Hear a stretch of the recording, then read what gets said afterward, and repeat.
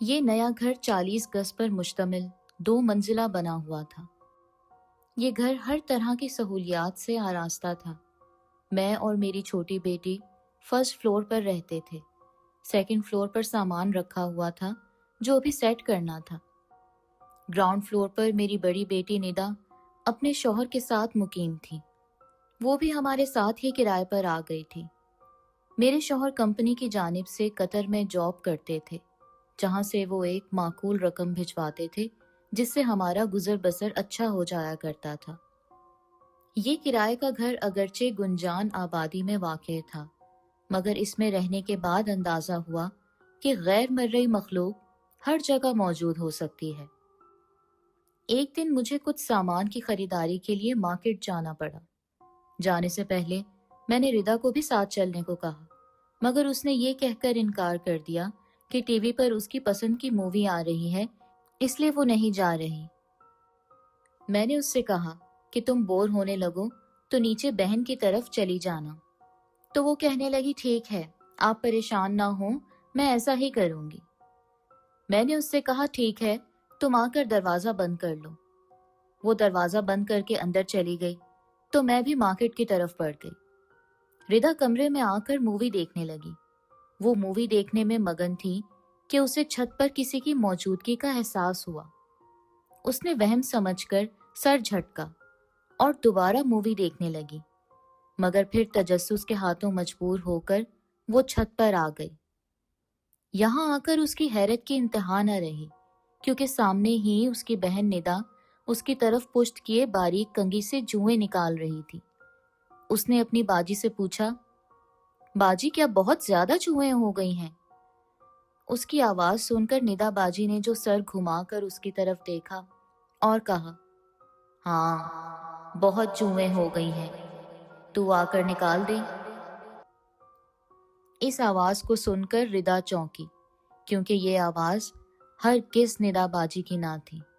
اس پر ان کی گھومتی ہوئی آنکھیں جنہیں دیکھ کر ردا کو جھرجھری آ گئی۔ وہ 2 قدم پیچھے ہٹ کر دوڑتی ہوئی وہاں سے بھاگی اور نیچے کے پورشن میں آ کر دم لیا۔ ابھی سانس بحال بھی نہ کر پائی تھی کہ کچن سے ندا باجی باہر آئیں اور ردا کی طرف پڑھنے لگی۔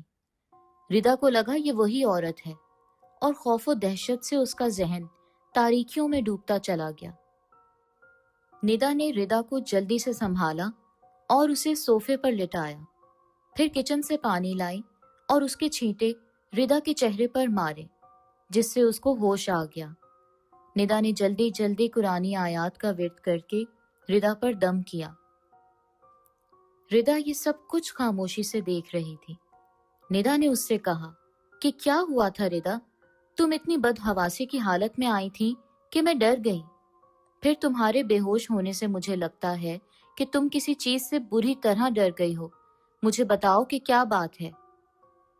کچھ دیر تو ردا خاموش رہی، پھر اس نے اوپر والی عورت کے بارے میں بتایا جو ندا کی شکل میں تھی۔ ندا نے اس کی بات سن کر کہا کہ اب کبھی اکیلی اوپر مت جانا۔ ردا نے اس بات میں سر ہلایا۔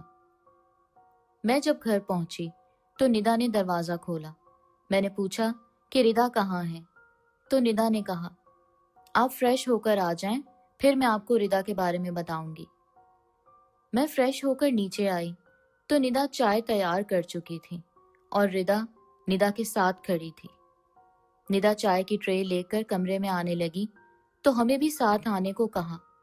ہم لوگ کمرے میں آئے تو ندا کہنے لگی، امی آپ کو پتا ہے آج ردا اتنی خاموش کیوں ہے؟ پھر میرے جواب کا انتظار کیے بغیر وہ ردا سے مخاطب ہوئی، ردا تم امی کو بتاؤ کہ تم کیوں ڈری تھی؟ ردا نے جب مجھے وہ سب بتایا جو اس نے آج دیکھا تھا تو میں حیران رہ گئی۔ میں نے اسی وقت فیصلہ کر لیا تھا کہ آئندہ ردا کو اکیلا نہیں چھوڑوں گی۔ اس کے علاوہ میں نے ردا کو آیت الکرسی اور دوسری قرآنی آیات پڑھ کر خود پر دم کرنے کی ہدایت بھی کی۔ میں خود بھی اس پر دم کر دیا کرتی تھی۔ اس طرح 15 دن آرام سے گزر گئے۔ ایک دن میری بڑی بہن نے فون کر کے مجھے اپنے گھر بلوایا۔ وہ اپنے بیٹے کے لیے لڑکی دیکھنے جا رہی تھی اور مجھے بھی ان کے ساتھ جانا تھا۔ میں نے ردا سے تیاری کرنے کو کہا تو وہ کہنے لگی کہ امی آپ چلی جائیں، میرے سر میں درد ہو رہا ہے۔ میں نے اس سے کہا کوئی پین کلر لے لو۔ امی آپ پریشان نہ ہوں، میں ندا باجی کی طرف چلی جاؤں گی۔ چلو ٹھیک ہے، لیکن بالکل یہاں اکیلی مت رکنا، ابھی چلی جاؤ۔ بہتر امی۔ میں نے اسے کچھ اور ضروری ہدایات دیں اور بہن کے گھر چلی گئی۔ ردا نے سوچا پہلے اپنے کپڑے پریس کر لوں، پھر ندا باجی کی طرف چلی جاؤں گی۔ اس نے کپڑے پریس کیے اور باہر کا جائزہ لینے کے لیے کھڑکی پر آ گئی۔ وہ کھڑکی کھول کر باہر کی گہما گہمی دیکھنے میں مگن تھی کہ اس کی نظر ساتھ والی کھڑکی پر پڑی۔ اس بھیانک منظر کو دیکھ کر وہ اپنی جگہ ساکت رہ گئی۔ انتہائی کراہیت زدہ غلاظت سے بھرپور دو ہاتھ اس کی برابر والی کھڑکی سے باہر نکلے ہوئے تھے، جیسے کوئی اندر کھڑے ہو کر باہر کی طرف دیکھ رہا ہو۔ یہ ہاتھ کس کے ہو سکتے ہیں؟ یہ دیکھنے کے لیے جب ردا نے منہ اندر کر کے برابر والی کھڑکی کی طرف دیکھا تو اس کی حیرت کی انتہا نہ رہی۔ وہاں کوئی نہ تھا۔ اس نے دوبارہ کھڑکی سے سر باہر نکال کر برابر والی کھڑکی پر نظر ڈالی تو دیکھا کہ ہاتھ بدستور وہاں موجود تھے۔ اس نے جلدی سے سر اندر کیا اور دیکھا تو اس بار بھی وہاں کوئی نہ تھا۔ غیر معمولی بات کو محسوس کر کے اس کی ریڑھ کی ہڈی میں ایک سرد لہر دوڑ گئی۔ اس نے چیخنا چاہا تو آواز جیسے گلے میں گھٹ گئی، لیکن اگلے ہی لمحے ایک بھیانک چیخ اس کے گلے سے برآمد ہوئی۔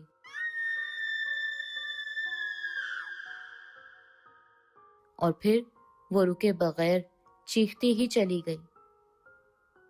ندا نے جو چیخ کی آواز سنی تو فوراً بھاگ کر اوپر آئی اور چیختی ہوئی ردا کو جھنجھوڑا۔ اس سے اس کی چیخیں رک گئیں اور وہ بہن سے لپٹ گئی۔ ندا نے بہن کو لا کر صوفے پر بٹھایا۔ ندا کے پوچھنے پر ردا نے ان ہاتھوں کے بارے میں بتایا۔ ردا تمہیں اکیلے نہیں رہنا چاہیے تھا یار، جب امی جا رہی تھیں تو تم کو بھی ان کے ساتھ جانا چاہیے تھا، یا پھر تمہیں فوراً میرے پاس آ جانا چاہیے تھا۔ ردا کچھ نہ بولی، بس اپنے ہاتھوں کو دیکھتی رہی۔ میں جب گھر پہنچی تو ندا کو دیکھ کر میں سمجھ گئی ضرور کوئی بات ہوئی ہے۔ میں نے ندا سے پوچھا کہ ردا کہاں ہے؟ آپ آرام سے بیٹھیں، میں آپ کو بتاتی ہوں۔ پھر ردا کے ساتھ ہونے والے اس واقعے کو ندا نے سنانے کے بعد کہا، امی اب آپ کسی بھی قیمت پر ردا کو اکیلی نہ چھوڑیے گا۔ اگر یہی حالات رہے تو خدا نہ کرے کوئی بھی انہونی بات ہو سکتی ہے۔ کہہ تو تم ٹھیک رہی ہو، مجھے اس کی حفاظت کے لیے کچھ کرنا ہوگا۔ میں نے ردا کو بھی سختی سے تاکید کر دی تھی کہ وہ آیت الکرسی کا حصار ہر وقت خود پر قائم رکھے۔ میں خود بھی اس پر قرآنی آیات کا دم کر دیا کرتی ہوں۔ اس سے یہ ہوا کہ ردا کا ڈر بھی کافی حد تک کم ہو گیا اور کوئی واقعہ بھی پیش نہ آیا۔ میری کوشش ہوتی تھی کہ ردا اکیلی نہ رہے۔ اس کے علاوہ میں نے اس گھر کو چھوڑنے کا تہیہ کر لیا تھا۔ اس کے لیے میں نے ایک دو لوگوں سے بات بھی کر رکھی تھی۔ گرمی کا موسم تھا اور لائٹ بھی گئی ہوئی تھی۔ یہ کوئی رات 8 بجے کا وقت تھا۔ کھانا میں نے جلدی بنا لیا تھا، اس لیے اب فارغ تھے۔ میں اور ردا کمرے میں بیٹھے باتیں کر رہے تھے۔ ردا کو پیاس محسوس ہونے لگی تو وہ بولی، امی میں پانی پی کر آتی ہوں۔ میں بھی اس کے ساتھ اٹھنے لگی تو وہ کہنے لگی، آپ بیٹھیں، میں ابھی پانی پی کر آتی ہوں، بلکہ پانی کی بوتل یہیں لے آتی ہوں۔ میں نے اس سے کہا کہ جلدی آ جانا بیٹا۔ ہاں ہاں امی، بس فریج سے بوتل نکالنی ہے، آپ پریشان نہ ہوں۔ وہ بوتل لینے چلی گئی تو میں وہیں لیٹ گئی اور سوچنے لگی کہ ردا کی شادی ہو جائے گی تو میں کتنی اکیلی رہ جاؤں گی، کاش میرا کوئی بیٹا بھی ہوتا۔ ابھی میں سوچوں میں گم تھی کہ ردا کی دل خراش چیخ سن کر میں گرتی پڑتی بھاگی۔ میں جب ردا کے پاس پہنچی تو ردا تھر تھر کانپ رہی تھی۔ مجھے دیکھ کر وہ ایک مرتبہ پھر چیخی۔ میں نے اس سے پوچھا کہ کیا ہوا بیٹا، تم ٹھیک تو ہو نا؟ اتنے میں ندا کے ساتھ تنویر بھی آ گیا۔ ہم ردا کو سہارا دے کر کمرے میں لائے۔ کچھ دیر بعد جب پانی پی کر اس کے حواس بحال ہوئے تو اس نے بتایا کہ جب وہ فریج سے پانی نکال رہی تھی تو اچانک واش روم کا دروازہ کھلا اور اس میں سے امی نکلی۔ میں امی کو دیکھ کر سوچنے لگی کہ ابھی تو میں امی کو کمرے میں چھوڑ کر آئی ہوں، یہ اتنی جلدی یہاں کیسے آ گئیں؟ میں انہیں دیکھ کر یہ سوچ رہی تھی کہ انہیں اپنی طرف بڑھتا دیکھ کر ٹھٹک گئی۔ وہ ذرا قریب آئیں تو ان کے چہرے کو دیکھ کر میں دنگ رہ گئی۔ ان کے چہرے سے برستی وحشت اور حلقوں سے باہر آتی آنکھیں مجھے کسی انہونی کا پتہ دے رہی تھیں۔ قریب آ کر انہوں نے اپنے ہاتھ اٹھائے اور میری گردن پر رکھ دیے۔ جیسے ہی ان کے ہاتھوں کا دباؤ میری گردن پر بڑھا، خوف سے میری چیخ نکل گئی۔ امی خدا کے لیے یہاں سے چلیں، ورنہ وہ عورت مجھے مار دے گی۔ اب تو مجھے اور بھی فکر ہو رہی تھی۔ میں نے اپنے داماد سے کہا کہ بیٹا تنویر، تم نے ردا کی حالت دیکھ لی ہے، اب تم کو ہر حال میں ہمارے لیے ایک گھر کا انتظام کرنا ہے۔ بیٹا تم ہمارا یہ کام کر دو تو میں تمہاری احسان مند رہوں گی۔ ارے امی احسان کیسا، بیٹا بھی کہتی ہیں اور شرمندہ بھی کرتی ہیں۔ آپ فکر نہ کریں، بس میں کل ہی سے کوشش کر کے اسی ہفتے کے اندر اندر کوئی دوسرا گھر تلاش کرتا ہوں۔ اور پھر کچھ دیر بعد لائٹ آ گئی تو ہم نے سکھ کا سانس لیا۔ اس واقعے کے دوسرے دن کی بات ہے۔ میں اور ردا سو رہے تھے کہ ردا کے شور سے میری آنکھ کھل گئی۔ دیکھا تو ردا اپنی گردن پکڑے رو رہی تھی۔ میں نے اس سے پوچھا کیا ہوا تو اس نے بتایا کہ وہ سو رہی تھی کہ کسی نے اس کا گلا دبانے کی کوشش کی ہے۔ جب میں نے اس کی گردن دیکھی تو حیران رہ گئی۔ وہاں واقعی کسی کی انگلیوں کے گہرے نشان موجود تھے۔ اب کسی شک و شبے کی گنجائش نہ تھی کہ کوئی میری بچی کے پیچھے ہاتھ دھو کر پڑ گیا ہے۔ وہ رات ہم نے جیسے تیسے گزاری۔ اگلی صبح ہم نے اپنا ضروری سامان پیک کیا اور میں اپنی امی کے گھر آ گئی۔ جب میری امی یعنی ردا کی نانی کو ان ساری باتوں کا علم ہوا تو وہ بہت ناراض ہوئیں۔ انہوں نے بھائی سے کہہ کر ہمارے لیے کسی گھر کا کہا اور تب تک ہمیں اپنے ساتھ رہنے کی تاکید کی۔ بھائی کی کوششوں سے جلد ہمیں ایک گھر مل گیا اور ہم وہاں شفٹ ہو گئے۔ یہ گھر بھائی کے دوست کا تھا اور ہر طرح کے شیطانی چکروں سے پاک تھا۔ یہاں آ کر پھر ردا کے ساتھ کچھ نہ ہوا۔ شاید اس کی وجہ وہ تعویذ ہو جو پیش امام نے دم کرنے کے بعد اسے گلے میں پہننے کے لیے دیا تھا۔ اس کہانی سے ہمیں یہ سبق ملتا ہے کہ کسی بھی نئے گھر میں شفٹ ہونے سے پہلے اس کی اچھی طرح سے ساری معلومات لی جائیں، چھان بین کی جائے، تاکہ بعد میں کسی بھی قسم کی کوئی پریشانی پیش نہ آئے۔